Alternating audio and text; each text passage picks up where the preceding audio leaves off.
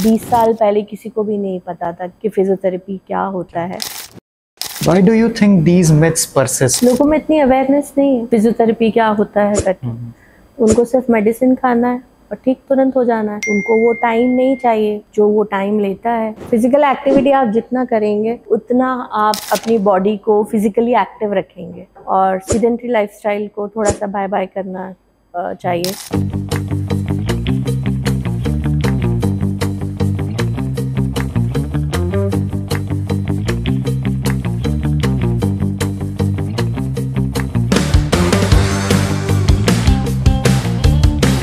Namaste and welcome to Chalk Talks at Nutric, where we bring trusted experts to help us understand the world of health and wellness.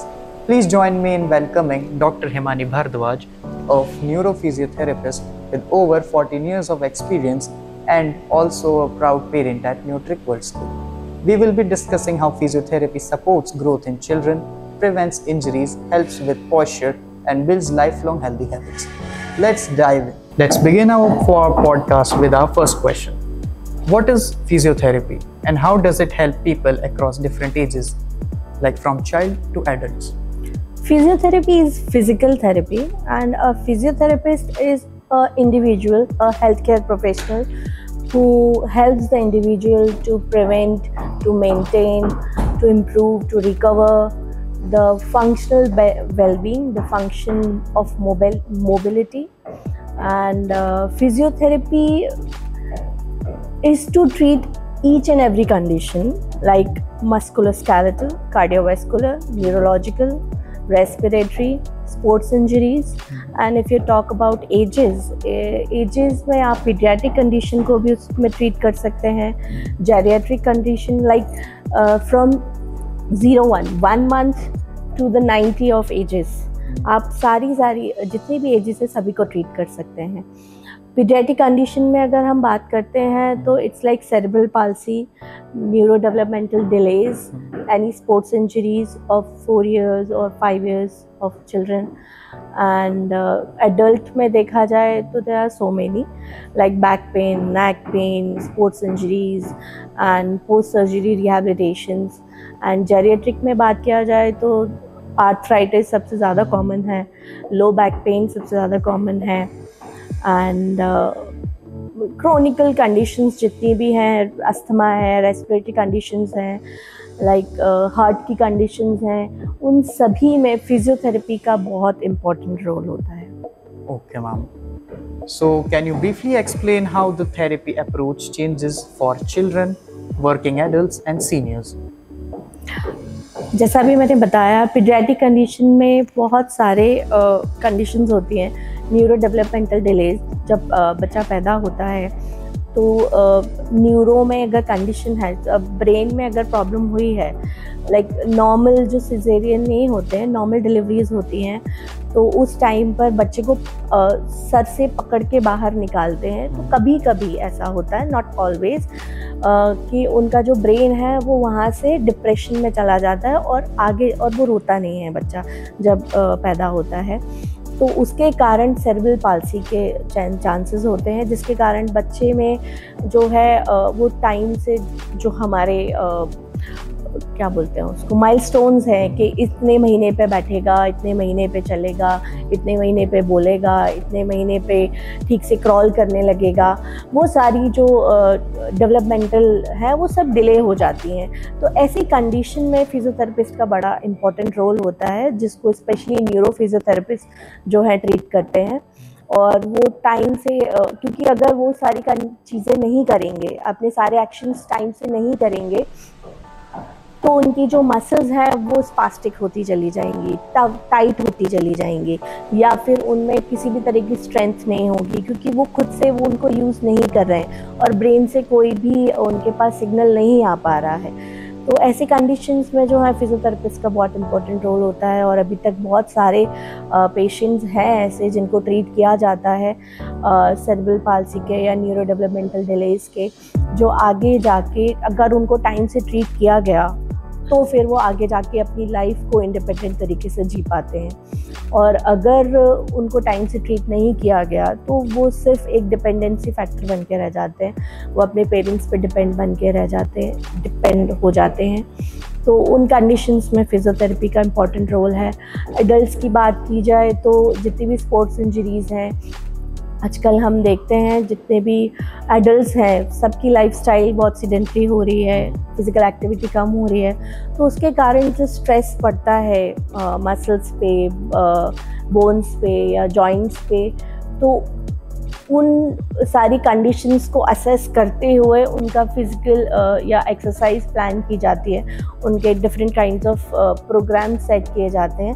That programs are like specified कि हर person, हर individual का जो programme होगा, जो exercise protocol होगा वो different होगा। और जेरियाट्रिक केयर में अगर देखा जाए लाइक सेवा करनी है तो आर्थराइटिस सबसे ज़्यादा कॉमन जो मिल रहा है, घुटने के दर्द है, एडी का दर्द है, बैक पेन है, सर्वाइकल है, तो ऐसी कंडीशंस में हम मेनली उन लोग को एक्सरसाइज बताते हैं, उन लोग को ये बताते हैं कि वो गिरे ना, क्योंकि दर्द जब होता है घुटने में तो सबसे पहले स्टेबिलिटी जाती है।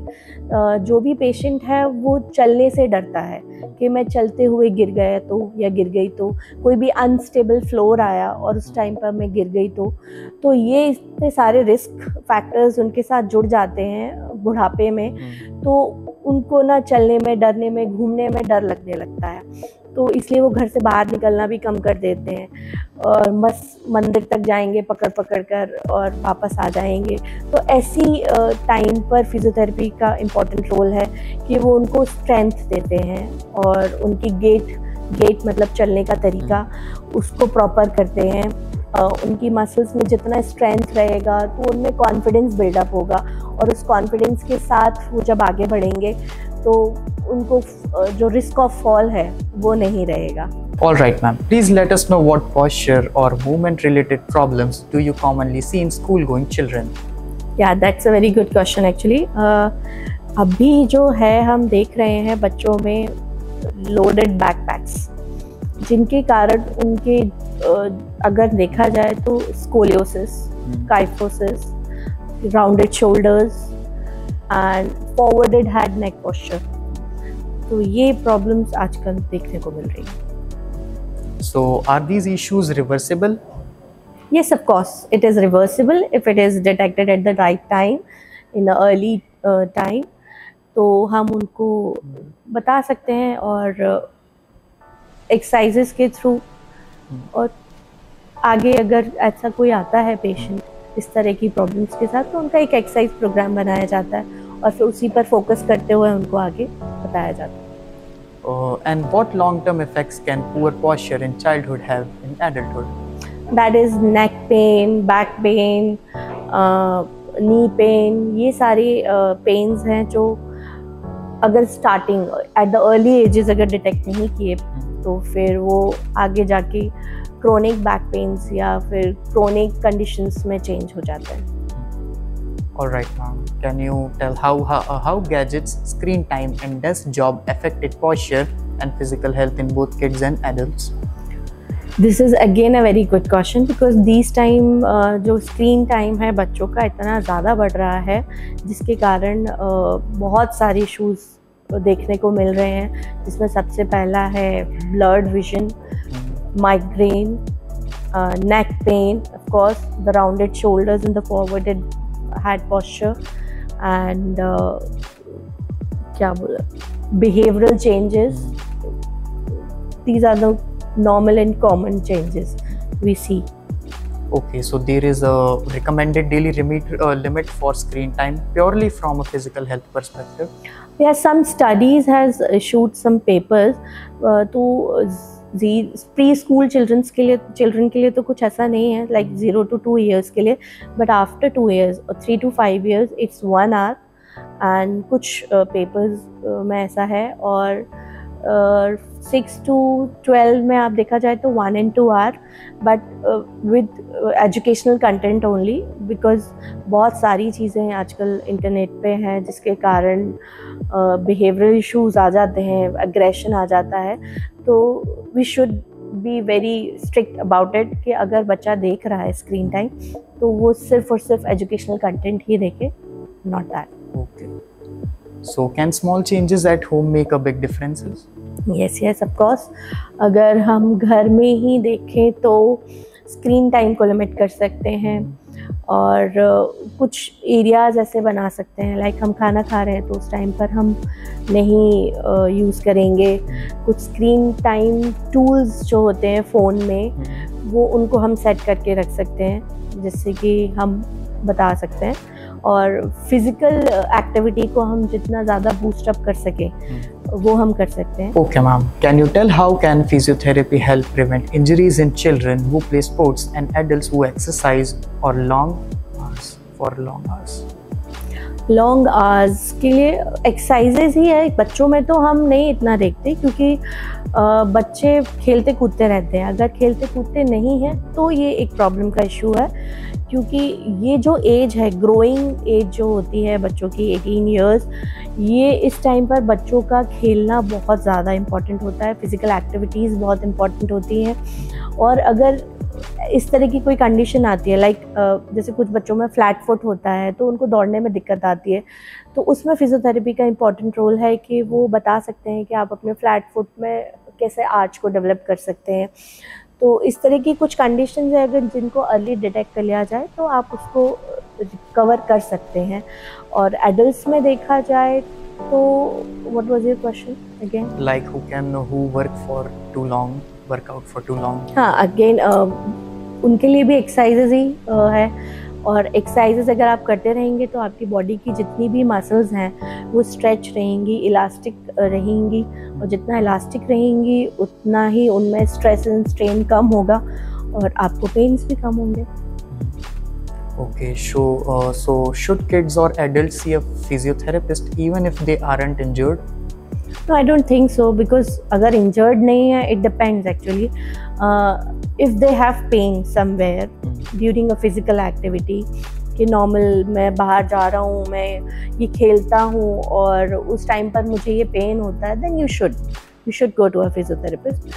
But normally आप खेल रहे हैं और आपको कोई पेन नहीं है तो I don't think so that you should go to a physiotherapist. And what are common mistakes people make while exercise that lead to injury? That is warming up. कि बहुत सारे लोग हैं जो एक्सरसाइज से पहले वार्म अप नहीं करते हैं। There's a protocol of warming up and cool down. There's a technique. अगर आप एक्सरसाइज से पहले वार्म अप नहीं करते हैं और एक्सरसाइज के बाद अपनी बॉडी को कूल डाउन नहीं करते हैं तो that can lead to an injury. So what role does physiotherapy play in managing back pain, neck pain or joint problems common in adults? Proper movements. अगर आप उनको टाइम से मूव करते रहेंगे, लेकिन आज जैसे अभी देखने को मिल रहा है कि हैमस्ट्रिंग्स एंड काफ जो हैं एडल्ट्स में सबसे ज़्यादा टाइट होती हैं, कि if you stand up and you trying to touch your toes तो most of them can't touch their toes. So that is कि हाँ, आपकी जो पैरों की पीछे की मसल्स है जिसमें हैमस्ट्रिंग्स बोलते हैं उसको और नीचे काफ मसल्स बोलते हैं, वो अगर टाइट हैं तो आपके बैक पेन्स के इशू आ सकते हैं। और अगर आपका झुकने का ज़्यादा काम है, आपके कोर मसल्स स्ट्रॉन्ग नहीं हैं, अगर आपकी बैक मसल्स स्ट्रॉन्ग नहीं है, मूवेबल नहीं है, इलास्टिक नहीं है, तो आपको बैक पेन्स की शिकायत अक्सर रह सकती है। And the second thing, cervical pain का सबसे ज़्यादा देखने को मिलता है कि फ़ोन जब देखता है पर्सन, यूजुअली हम सभी देखते हैं, और फ़ोन देखते टाइम हमारी फॉरवर्डेड हार्ट पोस्चर रहता है, जिसके कारण हमारे जो सर्वाइकल बोन्स हैं एंड सर्वाइकल मसल्स हैं उन सब पे स्ट्रेन आता है, और जो कि ओवर यूज़ इंजरी में कन्वर्ट हो जाता है। आप किसी चीज़ को ओवर यूज़ करोगे, एक टाइम के बाद वो थक जाएगा, और the same is happening with our muscles, कि आप किसी भी मसल को ओवर यूज़ करोगे तो एक टाइम के बाद आके वो स्ट्रेस एंड स्ट्रेन रिलीज़ करेगी और फिर वो ट्रिगर पॉइंट्स बनाएगी। Trigger points are knots between muscles, तो ओवर यूज इंजरी के कारण वहाँ ट्रिगर पॉइंट्स बनते हैं and that will lead to the pain of shoulder, and it will definitely refer करता है, फिर वो हाथ की तरफ रेफ़र करता है, ऊपर की तरफ रेफ़र करता है, तो वो माइग्रेन में चेंज हो जाता है। तो इसीलिए हमें हमारे नेक पेन और बैक पेन का काफ़ी ख्याल रखना चाहिए by using your back and neck properly balanced. Okay. So when should someone seek help rather than waiting for the pain to go away? Until it is not bearable, like जब तक वो bearable है तब तक ठीक है, but if it is not bearable you should go to a doctor and yeah. All right. So can physiotherapy reduce the need of medications in these yes cases? yes of course, कि अगर आपको pen हो रहा है और आप medicine लेते रहेंगे तो वो पेन का कॉज नहीं मिटा सकता। पर अगर आपको पेन हो रहा है if and you are going to a physiotherapist, he will assess कि क्यों हो रहा है और इसको कैसे ठीक किया जा सकता है। अगर उसको कैसे ठीक किया जा सकता है हम उस पर फोकस करें और क्यों हो रहा है उस प्रॉब्लम को हटा दें, तो हमें मेडिकेशन की ज़रूरत ही नहीं पड़ेगी।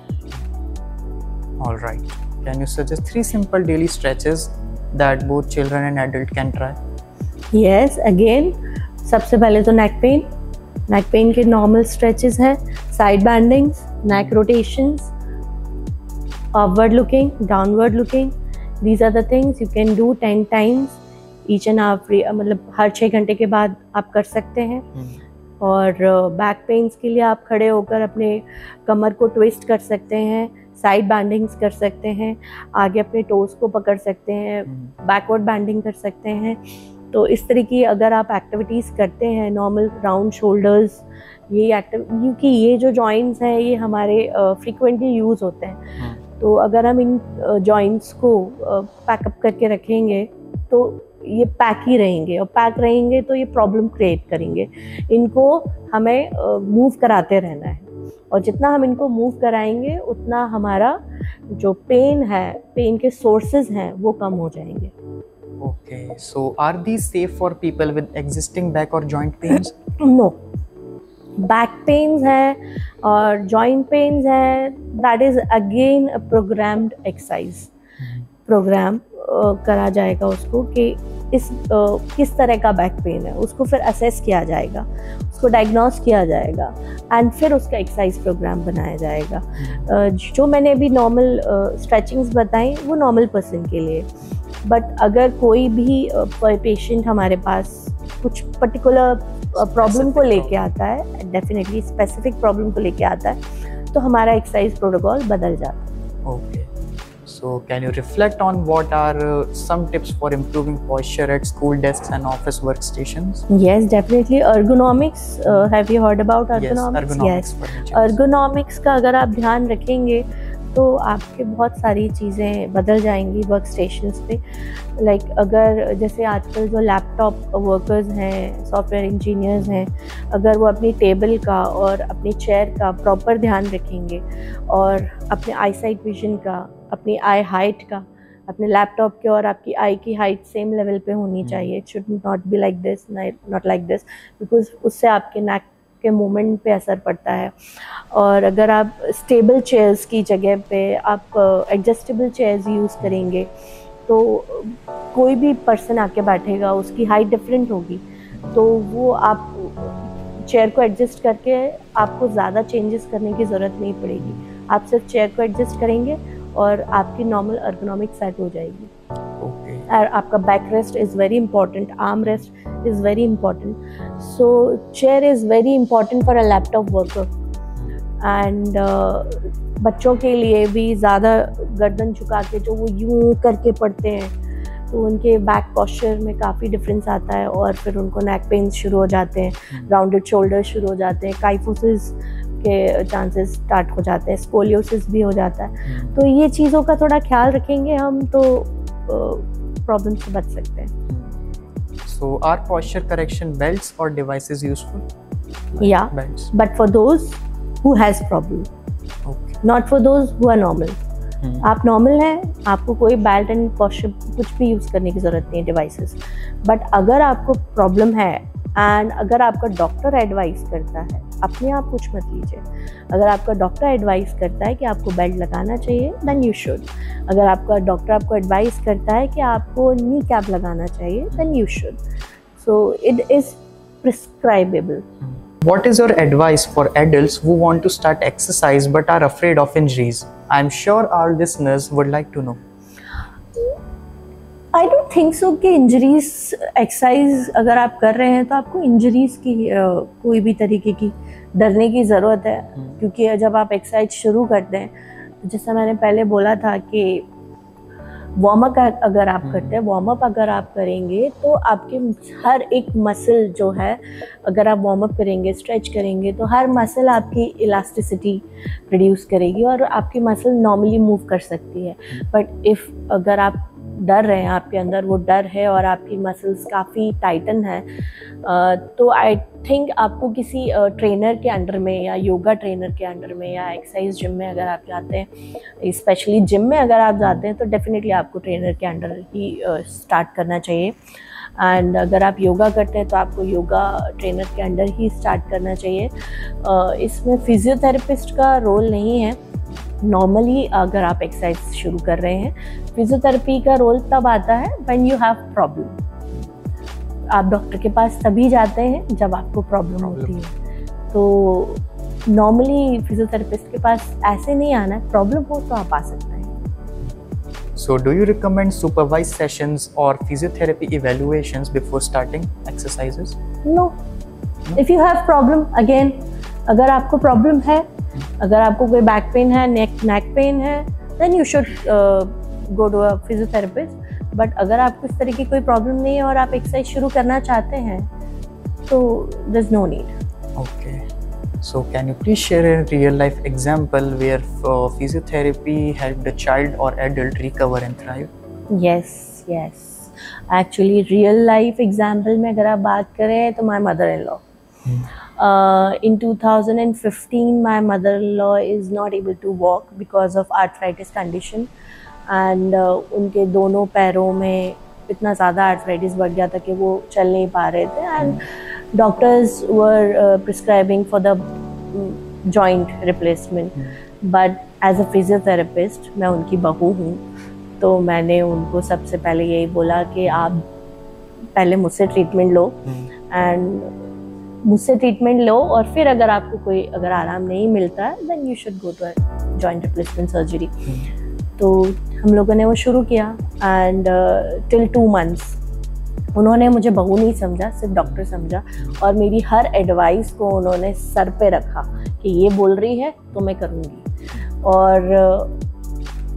उन 2 महीने के बाद वो 4 धाम यात्रा गई हैं, और उसके बाद 12 ज्योतिर्लिंग भी हुए हैं। वो इतनी सारी जगह पे हुए हैं। अब पिछले 10 सालों में वो अभी भी अकेले रह रही हैं और अपने सारे काम खुद कर रही हैं। तो this is appreciable for her कि उन्होंने इतने डेडिकेशन से अपना काम किया कि वो उन्होंने मैंने जो एक्सरसाइजेस बताई हैं और वहाँ पे बैठ के उनके साथ करी हैं, वो आज तक उनको फॉलो करते हैं। So according to you, what was the key factor in their success? Determination and continuation. उनका जो डिटर्मिनेशन था कि नहीं मुझे चलना है, और जो उन्होंने कंसिस्टेंसी रखी है अपनी एक्सरसाइजेस में, ये नहीं किया 4 दिन करी, आराम मिल गया, अब नहीं कर रही हूँ, ये नहीं होना चाहिए। अगर आपको बैक पेन है, नी पेन है, सर्वाइकल पेन है, तो आपको वो एक्सरसाइजेस ऐसे करनी है जैसे आप खाना खाते हैं। हम अपनी बॉडी को चलाने के लिए खाना खाते हैं। कंसिस्टेंसी आपको कंसिस्टेंट रखना है। इवन अगर मेरी मदर लॉ की बात की जाए तो आज भी वो नाश्ता बाद में करती हैं, पहले वो अपनी एक्सरसाइज करती हैं, पहले वो अपनी मसल्स को खाना प्रोवाइड कराती हैं, अपनी मसल्स को काम कराती हैं, उसके बाद वो अपना ब्रेकफास्ट करती हैं। How long did the recovery take and what can we learn from this case? It is dependable. आप पेशेंट टू पेशेंट डिपेंड करता है, कंडीशन टू कंडीशन डिपेंड करता है। सो किसी एक टाइम को मैं नहीं दे सकती कि इतना ड्यूरेशन या इतना duration. It is dependable according to the condition and the patient. Like जैसे अगर यंग एज में देखा जाए तो यंग एज में रिकवरी वेरी फास्ट होती है, और अगर ओल्ड एज में देखा जाए तो रिकवरी स्लो होती है पर उनका डिटर्मिनेशन अच्छा होता है, तो it depends. Can you clarify what are some myths about physiotherapy? Myth बहुत सारे हैं एक्चुअली। मिथ इज लाइक कि कुछ नहीं है फिजियोथेरेपी, वो तो मालिश वाले हैं। वो एक नॉर्मल मसाज के सेशन को, जो एक थेरेपेटिक मसाज होती है, वो नॉर्मल मसाज पार्लर वाली मसाज नहीं है। और एक कुछ हमारे जो टेक्निक्स होती हैं, उन टेक्निक्स को उन्होंने मसाज का नाम दे दिया, एंड कुछ नहीं है, एक्सरसाइज वाले हैं। तो ये थोड़ी मिथ है उनमें, उनको नहीं पता। जैसे कुछ लोग क्या करते हैं, मैंने किसी एक पेशेंट को एक्सरसाइज बताई, बैक पेन है, और कुछ नहीं है, बस हाथ पैर हिलाते हैं, ये होता है और ठीक हो जाते हैं। और वही उन्होंने एक्सरसाइज प्रोग्राम दूसरे किसी पेशेंट को बता दिया जो उन पे सूट ही नहीं करता है, और वो कंडीशन उनकी बढ़ गई, ख़राब हो गई। तो ये मिथ है कि जो एक कर रहा है वो दूसरा भी कर सकता है। No, it is different for each and every patient. Exercise protocol हर पेशेंट के लिए डिफरेंट होता है, और हम फिजियोथेरेपिस्ट कोई मसाज वाला नहीं है, कोई हाथ पैर हिलाने वाला नहीं है, he is a doctor. Why do you think these myths persist? Because of unawareness. लोगों में इतनी अवेयरनेस नहीं है फिजियोथेरेपी क्या होता है करके। उनको सिर्फ मेडिसिन खाना है और ठीक तुरंत हो जाना है। उनको वो टाइम नहीं चाहिए जो वो टाइम लेता है। लाइक अगर अब देखा जाए तो आयुर्वेद है, होम्योपैथ है, इट टेक्स टाइम, बट इनके कोई साइड इफ़ेक्ट्स नहीं है। लाइक फिजियोथेरेपी ऑल्सो, कि उनके कोई साइड इफ़ेक्ट्स नहीं है। Medicine has some side effects. तो फिजियोथेरेपी उन लोगों को इतना इम्पोर्टेंट नहीं लगती कि तुरंत ठीक नहीं करती ना। वो तुरंत ठीक नहीं करती तो वो अच्छी नहीं है। तो नहीं है अच्छी तो वो क्यों अच्छी नहीं है, तो उसके 4 रीज़न उन्होंने डाल दिए। उसके लिए मिथ तो कोई भी क्रिएट कर देता है। Okay, ma'am. Kindly let us know that what 3 things should every household do or have to support for better physical health? That physical activity. Physical activity आप जितना करेंगे उतना आप अपनी बॉडी को फिजिकली एक्टिव रखेंगे, और सीडेंटरी लाइफस्टाइल को थोड़ा सा बाय बाय करना चाहिए। नॉर्मली अगर हम खाना खा रहे हैं, स्क्रीन टाइम कम कर दीजिए, क्योंकि अगर आप स्क्रीन टाइम कम करते हैं तो अपने आप ही आप अपने बेड से उठने का प्रयास करेंगे। लॉन्ग सिटिंग, प्रोलॉन्ग सिटिंग को आप बाय बाय बोलेंगे। एंड नॉर्मली आजकल बच्चे हैं या बड़े हैं, सब खाना खाते टाइम पे अपना टीवी देख रहे हैं, मोबाइल देख रहे हैं। तो that is not a good habit, that is definitely a very bad habit, because you are not concentrating on your food that you are having, और वो क्या आपकी बॉडी में ग्रो करने वाला है, आप उस पर कॉन्सेंट्रेट नहीं कर रहे हो। सो फिजिकल एक्टिविटी, एक screen time, no screen zone बना दिया जाए। नो स्क्रीन जोन लाइक कि यहाँ पर टीवी नहीं लगेगा, तो आप नॉर्मली वहाँ बैठ के एक दूसरे से इंटरेक्ट करेंगे। और पेरेंट्स को चाहिए स्पेशली आजकल अपने बच्चों के साथ थोड़ा सा फिज़िकल टाइम बिताएं, खेलें उनके साथ में। तो ये सारी चीज़ें जो हैं वो इफ़ेक्ट कर सकती हैं। So how can parents encourage children to follow these steps or these? Parents encourage तभी करेंगे जब पेरेंट्स खेलेंगे तो बच्चे खेलेंगे। पेरेंट्स अगर चाहते हैं कि उनके बच्चे फिजिकली एक्टिव बने, तो बच्चे वही करते हैं जो उनके पेरेंट्स करते हैं, वो इमिटेट करते हैं। आप फ़ोन देख रहे हो और आप चाह रहे हो कि आपका बच्चा फ़ोन ना देखे, तो ऐसा नहीं हो सकता। अगर आप चाहते हो कि आपका बच्चा वो करे जो लाइक खेले, तो आपको खुद को उसको बताना पड़ेगा कि ये खेल सकते हैं हम लाइक बैडमिंटन है। अगर आपको बैडमिंटन खेलना आता है, आप अपने बच्चे को लेके जाइए, चलो हम तुम्हें बैडमिंटन खेलना सिखाते हैं। तो एटलीस्ट उसको पता लगेगा कि भाई स्क्रीन टाइम के अलावा भी दुनिया है। आजकल लोग फ्लैट्स में रहते हैं, अगर इतना अच्छी सोसाइटी नहीं है जहाँ पे आपका खेलने का एनवायरनमेंट नहीं है या प्ले एरिया नहीं बनाया गया है, तो फिर बच्चे माचिस की डिब्बी जैसे एक फ्लैट में ही घुसे रह जाते हैं। बट अगर आपके पास प्ले एरिया है तो वो बाहर जाते हैं, अपने दोस्तों के साथ खेलते हैं। उनका एक फ्रेंड जोन होता है, उनको फ्रेंड्स के साथ भी जाने दीजिए, उनको अपना एक डेवलपमेंट है, एक प्रोडक्टिविटी है, सोशल एक्टिविटी या सोशल इंटरेक्शंस है, ये सारी चीज़ें उन लोगों को बचा सकते हैं, डिप्रेस होने से बचा सकते हैं, प्रोडक्टिविटी को इंक्रीज़ कर सकते हैं। और माइग्रेन हमारा है, दिमाग सर में जो आजकल दर्द बढ़ रहा है लोगों का, वो बिकॉज ऑफ स्क्रीन टाइम है। क्योंकि स्क्रीन टाइम जब आप देखते हैं, ये मसल्स जो है ना हमारी पीछे की सर्वाइकल मसल्स, मैं स्पेसिफाई नहीं करूँगी मसल्स के नेम, बट उन सर्वाइकल मसल्स जब ऊपर की तरफ स्ट्रेन बढ़ता है तो वो सीधे यहीं पे आके कनेक्ट करता है, और वो माइग्रेन पे आजकल आप देखो बच्चों में सिर दर्द हो रहे हैं। बच्चों में सिर दर्द क्यों हो रहे हैं? उसका कारण यही है, screen time. So if there's one message you would like families to remember about movement and physical health, what would it be? Be active. There's one message only. Be active. Okay. So be active and just leave the sedentary lifestyle. Okay. How can school and parents work together to spread this message? हाँ, मेरा एक tip ज़रूर है parents specially teachers के लिए। जैसे students की बात करें ना हम, तो जैसे ही क्लास ख़त्म होती है, क्लास ख़त्म होने के बाद अगर टीचर्स जो हैं अपने स्टूडेंट्स को उनकी ही जगह पे खड़े होकर वो 5 मिनट की एक्टिविटी करा दें।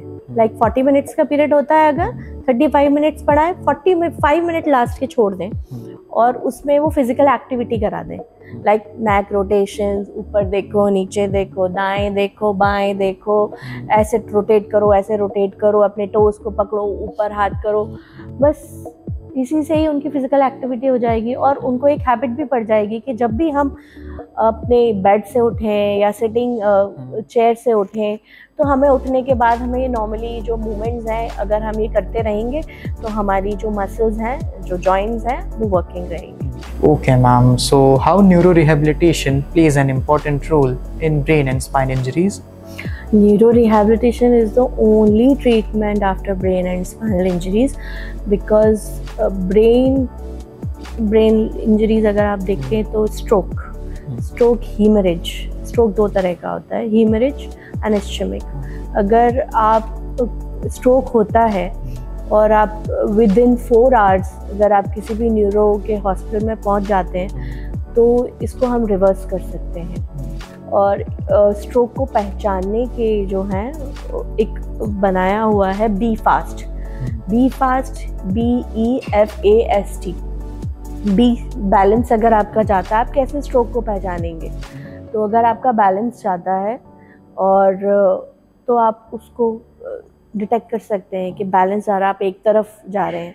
आई मूवमेंट अगर आपका इधर उधर हो रहा है या ब्लड विजन हो रहा है। BEF से फेशियल अगर आपका डेविएशन हो रहा है, एक तरफ आप माउथ ड्रूलिंग हो रहा है या फेशियल डेविएशन हो रहा है। और ए से आर्म में अगर आर्म या फिर वन साइडेड जो है आपका वीकनेस आ रही है, पैरालिसिस आ रही है, तो आप डिटेक्ट कर सकते हैं। ऐसे स्पीच में अगर आपकी कोई भी दिक्कत आ रही है, स्पीच आपकी ज़ुबान लड़खड़ा रही है, तो वो एक स्ट्रोक का रीज़न है। तो आप कैसे स्ट्रोक को डिटेक्ट कर सकते हैं, इसके लिए एक बी फास्ट नाम का एक वर्ड बनाया गया जो बहुत इजी होता है लोगों को पहचानने के लिए कि स्ट्रोक के सिम्टम्स आ रहे हैं। और time is very important and crucial in this because within 4 hours अगर आप जाते हैं किसी भी न्यूरो हॉस्पिटल में तो आप उसको रिवर्स कर सकते हैं। And after that neuro rehabilitation plays a very very important role in regaining your life back. So yes. Okay, doctor. We would like to know what motivated you to choose physiotherapy as a profession. Initially, I took biology, and after that, I don't want to be a surgeon like that, scissors and all. I don't want to see the blood. Bisection. And then someone had told me about the physiotherapy in which मुझे कुछ ऐसा कैडेबर and ये सब की ज़रूरत नहीं पड़ेगी। Then I chose physiotherapy, and after entering in the physiotherapy field, मुझे पता चला that what is physiotherapy. Before that, I was not aware of this physiotherapy. Even आज 20 साल पहले किसी को भी नहीं पता था, मतलब बहुत कम लोगों को आइडिया था कि फिजियोथेरेपी क्या होता है। पर मैंने जब एंटर किया तब फिजियोथेरेपी के बारे में जाना, और धीरे धीरे मुझे फील्ड इतनी अच्छी लगती है क्योंकि मैं हर एज ग्रुप के साथ कनेक्ट कर पाती हूँ, हर एज ग्रुप की प्रॉब्लम्स को समझ पाती हूँ। और मेडिसिन के बिना that's the very important and good thing. Thank you so much, Dr. Himani, for sharing such valuable tips with us today. We hope this conversation inspires our students and parents. We are proud to have you as a part of Nutric School family. And to all our listeners, thank you for tuning in. Stay connected for more inspiring conversations and stories from the heart of our school community. Until next time, stay safe, stay healthy, and keep learning with Nutric.